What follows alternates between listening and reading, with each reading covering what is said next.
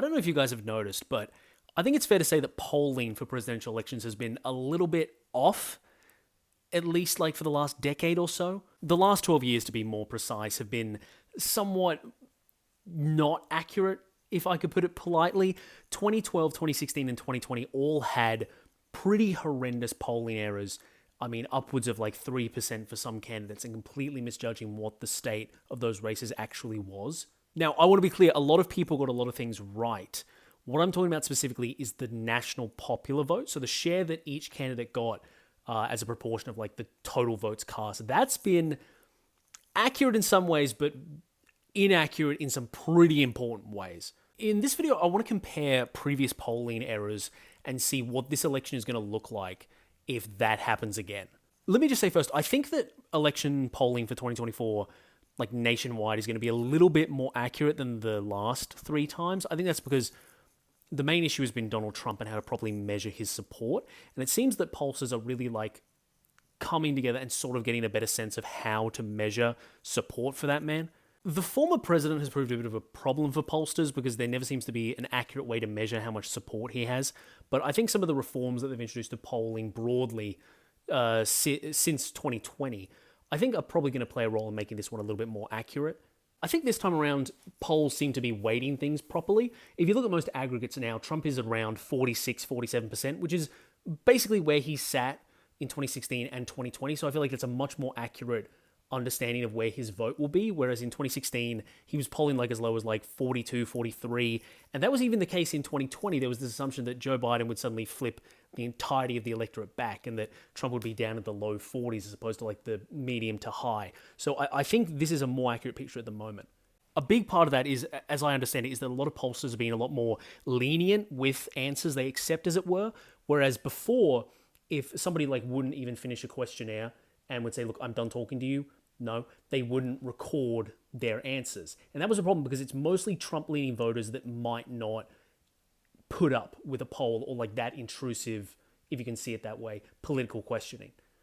It went so far as I even heard one pollster say that like they had made the mistake, admittedly, of in 2020 when they were polling, they would get so many calls that would be the equivalent of like, oh, you're conducting polls, Trump 2020, and then immediately hang up. And they wouldn't record that as a valid answer. So the fact that they're now a little bit more leeway with like accepting people who might not want to engage with polling as much, I think that's a big part of the reason why we're seeing Trump polling as accurately, as I believe so, as he is now. The polling error that occurred in 2020 was approximately like 3%. Trump was like, as an average amongst all polling aggregates, was at about like 43.5%, and in reality he got 46.8%. So more than 3%.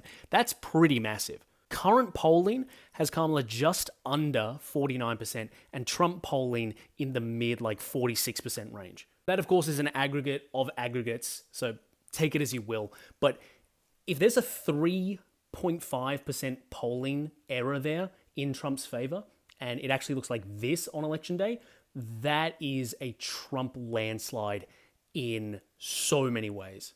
Now, I know that the popular vote does not matter in presidential elections, but it does translate well. If you are winning a certain amount of the popular vote, if you're winning the popular vote by like 3 points, 4 points, 5 points, it starts to become a mathematical impossibility that you don't also win the Electoral College. So that's what I'm talking about when I look at this and I say, like, on this vote, how well would they do? First of all, it would be the first time in 20 years that a Republican has won the popular vote.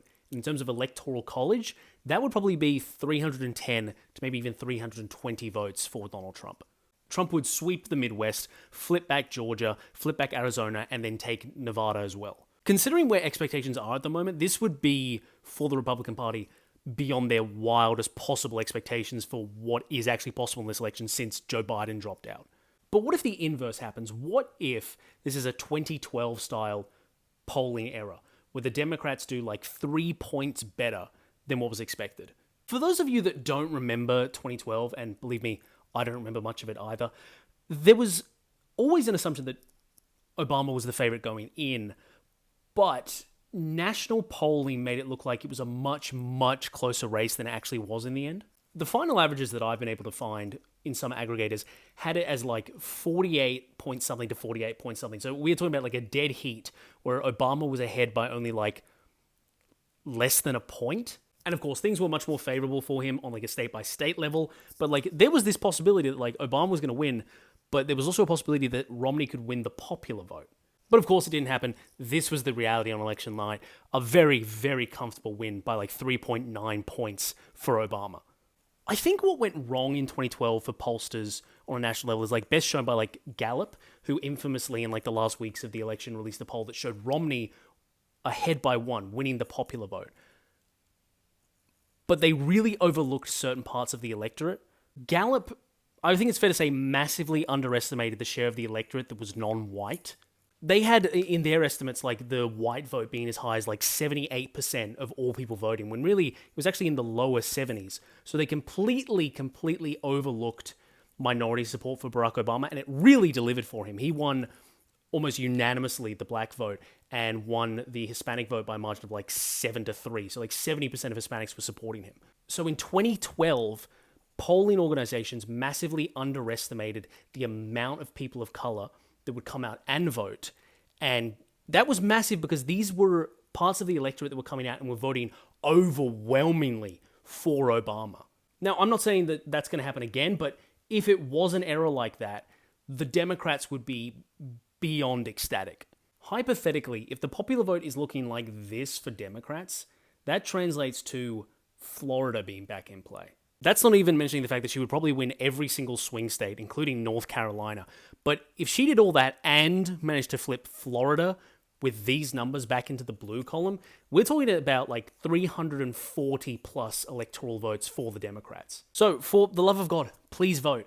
Because if we see a repeat of what the last 3 elections have shown us in terms of how off the polls can be, anything in this election is probably possible.